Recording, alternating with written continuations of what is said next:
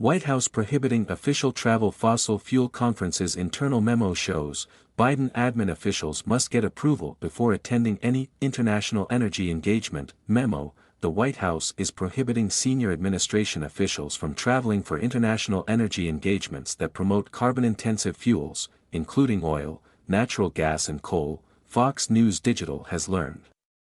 The guidance, which originated from the White House National Security Council, NSC, was revealed in a Department of Energy, DOE, memo issued internally to agency staff on September 15 and obtained by Fox News Digital. The memo was authored by Deputy Secretary of Energy David Turk, who outlined travel restrictions and stated officials are required to obtain approval from the NSC before attending any global energy engagement. This guidance sets out a presumption that agencies and departments will pursue international energy engagement that advances clean energy projects, Turk wrote in the memo. It also outlines a process for seeking limited exceptions to pursue carbon-intensive engagements on a justified geostrategic imperative or energy for development/energy access basis. The guidance rules out any U.S. government engagement related to unabated or partially abated coal generation, he continued.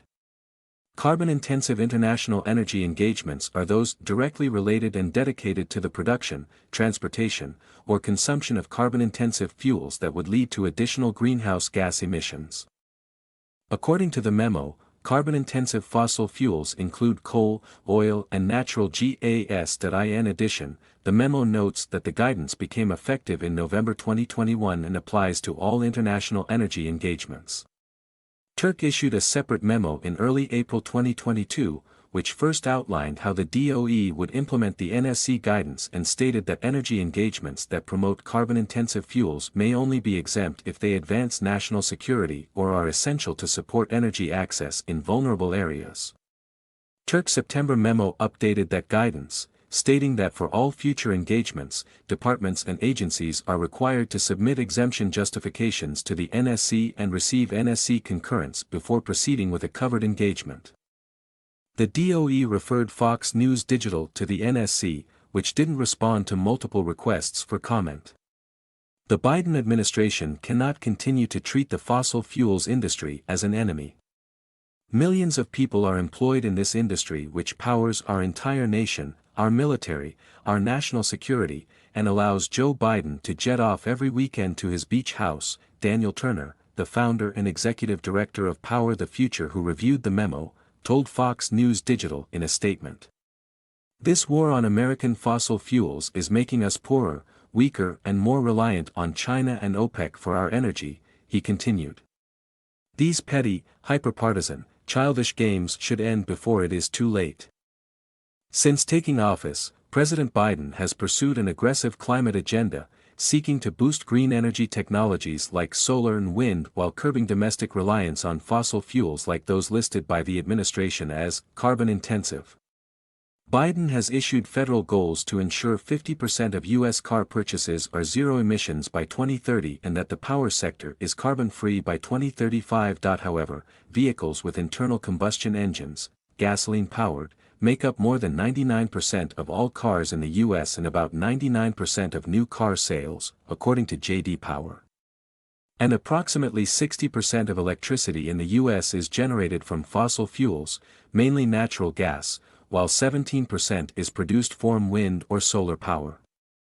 From the day I came to office, we've led with a bold climate agenda, Biden remarked during a United Nations conference last month. We rejoined the Paris Agreement, convened major climate summits, helped deliver critical agreements on COP26. And we helped get 2/3 of the world's GDP on track to limit warming to 1.5 degrees Celsius. As part of his agenda, Biden and senior administration officials have traveled to Global Energy Conference to boost green energy development. And officials have largely been absent from global fossil fuel summits like the World Gas Conference, which former Energy Secretary Rick Perry attended during the Trump administration. The Biden administration also opted against inviting oil and gas industry representatives to the White House Methane Summit in July. Tackling a challenge of this scale requires not just will and words, but action, the American Petroleum Institute, API, said in a statement on July 26. We are disappointed that the industries driving the most reductions in methane emissions, including the natural gas and oil industry, were not included. API's members are investing in advanced technology to detect and mitigate emissions, and thanks to industry action, average methane emissions intensity declined by nearly 66% across all 7 major producing regions from 2011 to 2021.